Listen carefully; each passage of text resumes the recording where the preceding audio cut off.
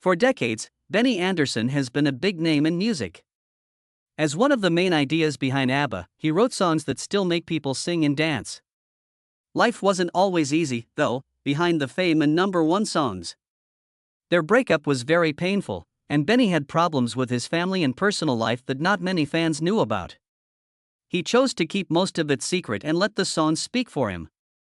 But now that he is 78, Benny has finally told her the truth about his life and what's really going on with ABBA right now. Come with us as we look back at Benny's story from the beginning and find out what he has finally admitted.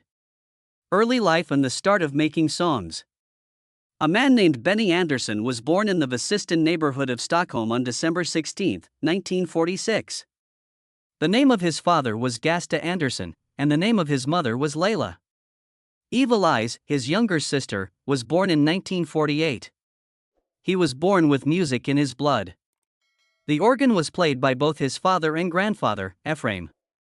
He learned Swedish folk music, traditional music, and a style called Schlager when he was 6 years old. He also got his own accordion. He fell in love with all kinds of music very quickly. Dubas music by Caterina Valenti and Elvis Presley's Jailhouse Rock were the first songs he owned. His favorite song on the flip side was Treat Me Nice, which had a piano. His whole life would be changed by this mix of different types of music. He learned to play the piano on his own when he was 10 years old. He got ideas from artists like Brian Jones. Because he wasn't interested in school for long, he dropped out when he was 15 and began singing at youth clubs. This is when he met Christina Grunwald, who would become his first girlfriend. Peter was born in 1963, and Helene was born in 1965. Peter was their first child together. Early in 1964, Benny and Christina joined a band called the Electricity Board Folk Music Group, or Elverket Spelman Slag. The name was a joke about the electric instruments they played. Tones like Baby Elephant Walk were the main songs they played. This is when Benny wrote his first songs, like Rising Fame and the Hepstars. When Benny joined the pop band the Hepstars in October 1964, it was a big step forward in his career as their piano player. In just a few months, in March 1965, the band's big break came with the hit song Cadillac. The Hepstars were one of the most well-known Swedish pop bands in the 1960s very quickly. Benny became a teen star and the key player for the group. He was also the main musical force behind the group. Before, the band mostly played cover versions of big hits from around the world. But soon, Benny started writing songs for them. Some of the band's big hits are No Response, Sunny Girl, Wedding, Consolation, It's Nice to Be Back, and She Will Love You. These songs helped them become who they are today and showed how good Benny is at making music that people will remember.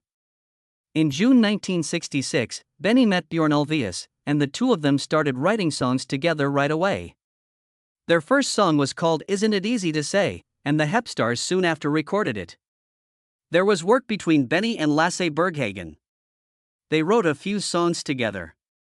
One of their songs, Hedgeclown, came in second place at Sweden's Melody Festivalen, which was the finals for the Eurovision Song Contest in 1969. Benny's life changed in another way because of the same thing. He fell in love with singer Annie Frid Lindstad right away. Björn met the singer Agnetha Faltskog around the same time. Because they knew each other on a personal level, the four of them worked together closely over the next few years. In 1969, Ljuba Sextettel for Britta Borgen Spelman for the Hepstars were the first songs that Benny and Björn wrote that became hits. When Agnetha and Annie Frid started to help each other out on recording sessions, Benny and Björn were inspired by the strong blend of their voices to make their group sound like popular mixed vocal acts of the time. Music was also a big part of Benny's relationship with Annie Frid. He worked with her on her 1969 song Peter Pan. And then her first album, Frida, came out in 1971. While Agnetha was in the Swedish version of Jesus Christ Superstar in 1972, she did reviews and cabaret shows in Stockholm. By the early 1970s, all four were helping each other with their music jobs, which was the start of something bigger, ABBA. During a trip to Cyprus in April 1970, the four of them played together for the first time. They were just having fun singing on the beach when it turned into an unplanned concert for the UN forces who were stationed there. At that time, Benny and Bjorn were making their first album together, called Lycka. Agnetha and Annie Frid sang background vocals on a few tracks.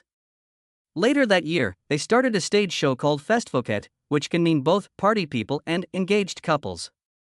It was first shown in Gothenburg on November 1, 1970. Most of the reviews for the show were bad, but their performance of Hej Gamla Man, Hello Old Man became their first hit together. The song was written by Bjorn and Benny and made it to number 5 on the sales charts. It also stayed at number 1 on Svensktoppen for 15 weeks. As time went on, the four worked together more, traveling and singing on each other's songs. This year, Benny and Bjorn put out more songs, such as Det kan ingen Dr. Jalpa, No Doctor Can Help With That, and Tanko and Jordan Varung, Imagine If the Earth Was Young, with more of Agnetha and Annie Frid's voices. Agatha and Bjorn started playing with Benny at Swedish folk parks regularly in the summer of 1971. At that time, they were married. Polar Music's boss, Stig Andersson, is sure that Benny and Bjorn could become famous all over the world. They were told to keep writing by him. And after a few close calls, they went to the 1972 Melody Festival with the song Sag Det Medensang, which won 3rd place and became a hit in Sweden. Then, they had a surprise hit in Japan in 1972 with She's My Kind of Girl. It made it into the top 10. They really got going when they put out People Need Love in June 1972, which had Agnetha and Annie Frid playing lead roles. Agnetha and Anna Frid, Bjorn and Benny, were credited with the song.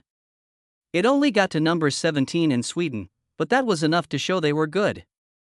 It even made it to the top of the charts in the US, which was the first small step towards ABBA's worldwide fame. Ring Ring, and the name ABBA was born. In 1973, the group got back into Melodifestivalen with the song Ring Ring. They were still going by the long name Bjorn and Benny, Agnetha and Anna Frid. The track got a unique wall of sound from producer Michael B. Tradow that would become ABBA's trademark. Neil Sedaka and Phil Cody wrote the English words for the song as well. A lot of people thought it would win, but it came in 3rd place. Even though it didn't make it to Eurovision, Ring Ring was a big hit in South Africa and a few other European countries. In the same year that Agnetha had her daughter Linda, Inger Brunden filled in for her for a short time while she went on a trip to West Germany. At this point, boss Stig Andersson thought the group should have a shorter name. He started calling them ABBA as a joke about a Swedish company that makes fish cans with the same name. The band was allowed to do it as long as they didn't bring shame to the brand. The name ABBA was just the first letters of each member's first name. It showed up on studio papers by the end of 1973. A few years later, their famous logo with the letter B turned upside down was made when Benny held his letter the wrong way during a picture shoot. This was the inspiration for the final design. By 1976, the B in mirror became an indelible part of ABBA's look. Waterloo in the years of the breakthrough. ABBA was asked to play in Melodifestivalen again in 1974. They picked the Happy Waterloo, which was inspired by the UK's glam rock scene. They were more skilled and better prepared this time. The Swedish selection was on February 9, 1974, and they won. The Eurovision Song Contest was on April 6, 1974, and they sang in English. A lot of doors opened in Europe after the win. 9 countries put Waterloo at the top of the charts, and it made it all the way to number 6 in the US. Their next song, Honey Honey, did pretty well. But in the UK, their label decided to put out Ring Ring again. Some people started to wonder if they were only famous for one song. They went on tour in parts of Europe in late 1974, but not all of the shows sold out, so some had to be cancelled. In early 1975, when they went on tour through Scandinavia and played to packed houses, things changed. They kept putting out songs, like SOS and Mamma Mia, which were huge hits in Europe and Australia. Thanks to TV's Countdown, their songs ruled the charts in Australia. Mamma Mia was number 1 for 10 weeks. By early 1976, ABBA was a well-known band in many countries, but it was still hard for them to get their albums into the US market. ABBA's first UK number 1 album, Greatest Hits, came out in March 1976. It had the new song Fernando on it. It became one of their most famous songs ever. It was number one in at least 13 countries and sold more than 10 million copies around the world. They had a lot of success before they put out Arrival later that same year. Money, Money, Money, Knowing Me, Knowing You, and their biggest hit, Dancing Queen, were all on the album. It was number one on lists all over the world, including in the US. In January 1977, they went on their first big tour, which began in Norway and went through Europe before ending in Australia. They played to big crowds there, even though it rained a lot and there was even a bomb scare in Perth. The Australian trip was so intense that it was later turned into a movie called ABBA. By the end of 1977, both the music and the movie ABBA were out. Then, in April 1979, ABBA released Voulez-Vous, which was partly recorded at the famous Criteria Studios in Miami. Hits like Chiquitita, I Have a Dream, and Does Your Mother Know? Were on it. Several of the singles did not make it to number one in the UK, but they all did very well in other places. Later that same year, they put out Val Done 2, a compilation of their best hits.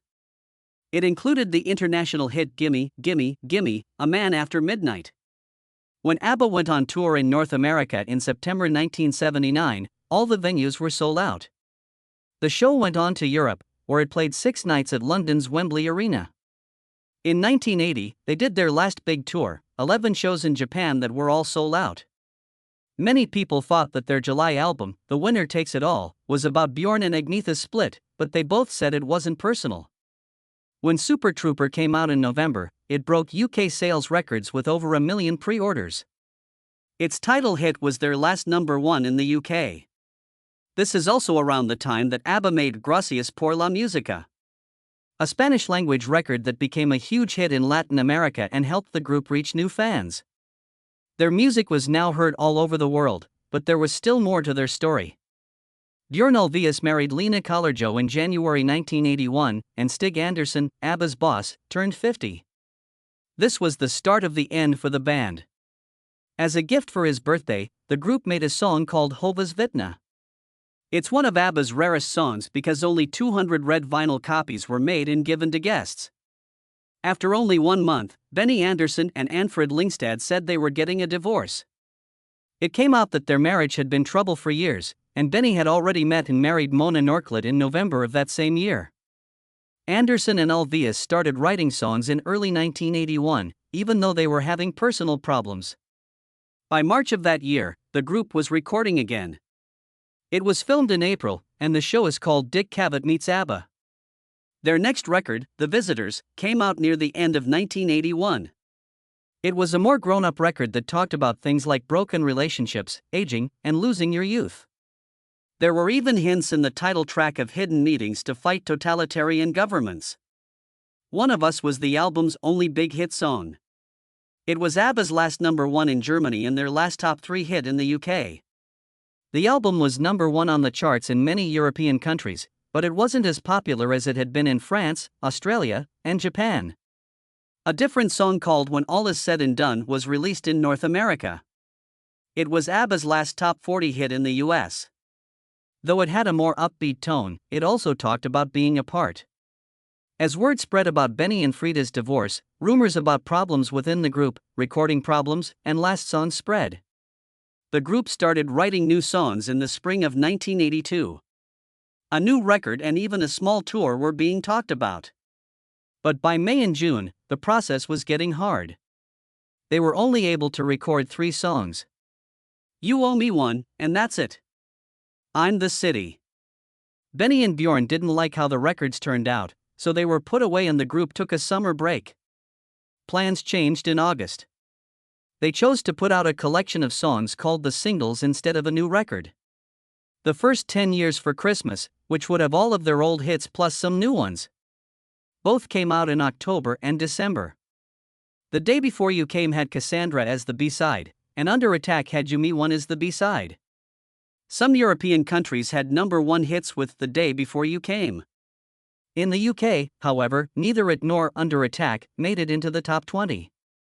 But the compilation record did very well in places like Germany and the Netherlands and even went to number one in the UK and Belgium. ABBA's last song before they broke up was called Under Attack. I Am the City came out in 1993, but fans kept asking for the full version of Just Like That to never come out. Some of it was changed to fit other projects, like the musical Chess. The full ABBA version has still not been released by Benny and Bjorn. Even though it's been on bootlegs before, these are the most recent times it's been heard. In November 1982, ABBA went to London to promote their first 10 songs. They were on shows like Saturday Superstore and The Late Late Breakfast Show. The next week, they went to West Germany to play on Show Express. They played their last show on Swedish TV on November 19, 1982, on the show Nallas Maskinen. After that, on December 11, 1982, they played together one last time. This was shown live from a TV studio in Stockholm on The Late Late Breakfast Show with Noel Edmonds in the UK. It ended in age and put an end to one of the most popular pop groups the world had ever seen. The two love stories that made ABBA. To sum up, ABBA was not just a band with catchy songs and flashy outfits. It was real people. Agnetha Fältskog was with Björn Ulvaeus, and Benny Andersson was with Annie Fried Lingstad. In the early 1970s, ABBA's fan base liked hearing about their love lives. Fans loved the thought that the people who sang love songs on stage also went home together at night. They met in 1968, when Björn was with the Hootenanny Singers. It was in July 1971, and Benny played the organ at their wedding. Their daughter Linda was born in 1973, and their son Peter in 1977. But fame wasn't always good. Their marriage was strained by the constant stress of touring. In 1979, when ABBA was at the top of their game, they broke up. Agnetha said she needed therapy after the split because it hurt so much. News stories say that Björn got together with Lena Kullerjo within a week. Björn wrote The Winner Takes It All around this time, and Agnetha sang it. It had lines like, "Does she kiss like I used to kiss you?" Even though it made her cry, she said, "It was great to do that song because I could put so much feeling into it." They told the public that it was a happy divorce, but Agnetha later said, "Of course we all know there are no such things as happy divorces, especially when there are children involved." Their story began in 1969, and by 1971, they were living together. They didn't get married until October 1978, when the band ABBA was at its best. But they broke up just 2 years later, in 1980. They told reporters they were still friends, but it became clear why they were not. He met another woman, TV director Mona Norklet, and they got married in 1981. Frida said that they chose to be honest about their issues. "We just grew out of each other," she said. It became necessary to break up. Like Agnetha and Bjorn, they tried to stay in ABBA after they broke up, but the relationship wasn't the same. Both marriages ended in 1982, as did ABBA's best period of work after the breakups. Bjorn and Benny kept busy and had a lot of success after ABBA stopped. They wrote the popular musical Chess, worked on both the stage and movie versions of Mamma Mia, and made music for other acts. They became more famous and rich, and now each of them is worth hundreds of millions of dollars. Their lives went in a different direction, away from the press and full of personal problems. Agnetha had trouble with stage fright, flying, and being away from her kids while she was on tour. She didn't feel as strong in public because she was shy and her English wasn't as good as everyone else's. She dated a lot of different people after she broke up with Bjorn. One of them was a therapist who had tried to save her marriage before, and a police officer who was keeping her kids safe from kidnapping threats. In 1990, she married surgeon Thomas Sonnenfeld again, but they didn't tell anyone until they got split 3 years later. It was terrible when her mother killed herself, and then a year later, her father did too. Agnetha shut herself off more, staying away from people and even music. In one of the weirdest turns of events in her life, she started dating Gert van der Graaf, a Dutch fan who had been following her around for years. She later said, "I felt like I couldn't hold out any longer. I was interested in him." They broke up badly, and Gert started stalking her again after they broke up, so she went to court to get protection. Agnetha finally moved out into the Swedish countryside and lived alone, a lot like the Swedish legend Greta Garbo. At one point, she even said, "I want to be alone." She didn't sing or even listen to music for years, until they shocked their fans with a new record called My Coloring Book in 2004. But she disappeared from view again almost as quickly. Frida's journey through change and loss. There were dark sides to Frida's story. Her Norwegian mother fell in love with a German soldier during World War II and had a kid with him. Her mother, Sine, was only 16 years old when she met Alfred, a married HSS sergeant. It was hard to find food, so he brought her a bag of potatoes. A gift that started a short friendship. She was born in 1945, but her dad had to go back to Germany before he could meet her. Shinny ran away to Sweden with Frida, her mother Agni, and herself because he was ashamed in Norway. Sad to say, Shinny died at age 21 of kidney failure, leaving Frida to be raised by her grandma. As a child, she thought her dad had drowned. It wasn't until his niece recognized her from an interview that they were reunited in 1977. The meeting didn't last long. Frida said that it's hard to find a father when you're 32 years old. She had been married and separated before she met Benny in 1969. From her first marriage, she had 2 children. She got married to Benny in 1978, but they broke up in 1981. When he quickly married someone else, it hurt her a lot. She moved to London and then settled down in Switzerland after ABBA stopped. In 1992, she got married to a German royal family, going by the name Princess and Fried of Roos. But bad luck followed her. In 1998, her 30-year-old daughter died in a car accident in New York. The next year, her husband, Prince Heinrich, died of cancer. In order to deal with her pain, Frida pulled away from public life, saying that her faith helped her. These days, she is happy again in Zermatt, Switzerland, with Viscount Hambledon, who is the heir to the W.H. Smith wealth, the long way back together. After ABBA broke up, the most asked about topic in music was whether they would get back together. Lots of offers came in, including one for a music series worth $1 billion in the early 2000s, which they turned down. For many years, they were only seen together at special events like the Mamma Mia show and movie premieres. Things changed in 2018, though. The 4 of them started to talk about working together once more. They were only going to write 2 new songs at first, but it turned into an album. ABBA Voyage came out in 2021.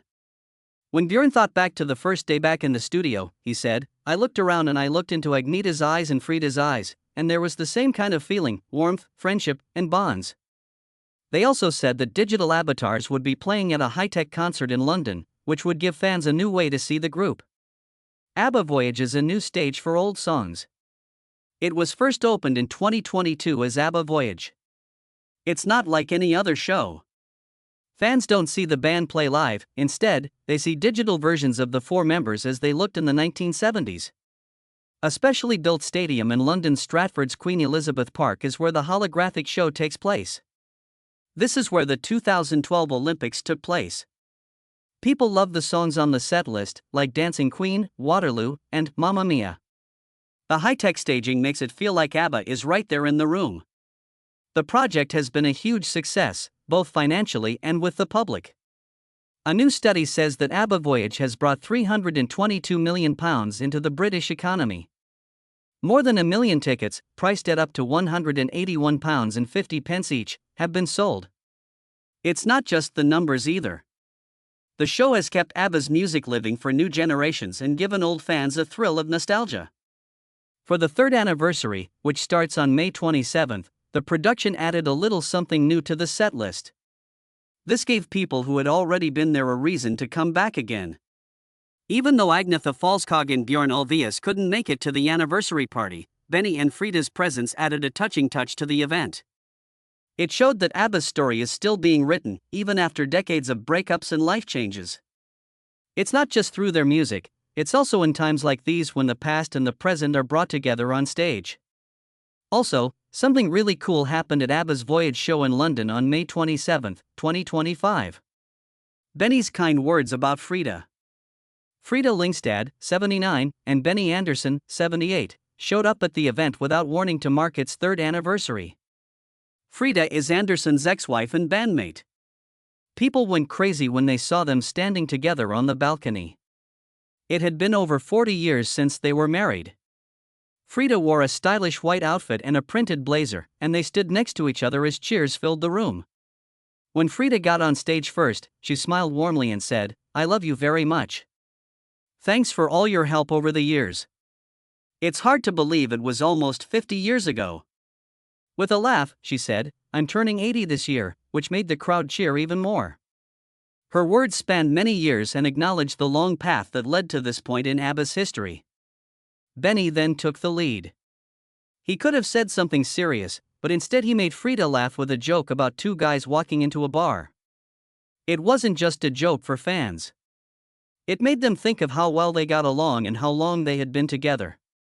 Before they got married, they lived together for a while after meeting in 1969. It was during the height of ABBA's fame in 1978. But it was hard to stay together while being in one of the biggest bands in the world. In 1980, they were no longer married. Everything was over with the divorce the following year. Benny said at the time, "Frida and I are still friends. Because of the music, we chose to stay together." Frida told it like it was, "We just grew out of each other. Our long, tough talks were over, and we both agreed to go our different ways. Some people cried and talked a lot, but there was no going back. It became necessary to break up." Going to Voyage and Benny's happy, warm moment together was a public act that felt like a quiet reveal of how much love and respect they still have for each other. The London run of ABBA Voyage is still selling out, and Benny Andersson and Bjorn Ulvaeus are making moves on Broadway. In late 2025, Mamma Mia and Chess, two of their biggest hits on stage, will be running at the same time. Mamma Mia opened in London in 1999 and came to Broadway in 2001. Since then, more than 70 million people have seen it in 50 performances in 16 languages. It ran for 14 years, 5,773 performances, and made more than $7 billion, making it the 9th longest running show on Broadway. Now it's coming back to the Winter Garden Theatre for a short run from February 1, 2026, to August 2, 2025. Play Chess, which they helped make in the 1980s, will join it on Broadway. Having both shows air at the same time shows how strong Benny and Bjorn's creative relationship is. It has survived ABBA's breakup and personal problems, and their music continues to connect with fans all over the world. Do you think that ABBA's marriages and divorces were the main reason they broke up? If not, do you think it would have happened anyway? Leave your thoughts in the box below. Don't forget to click like. Sign up for our newsletter and stay tuned for more amazing stories from the past of Hollywood. Have a nice trip.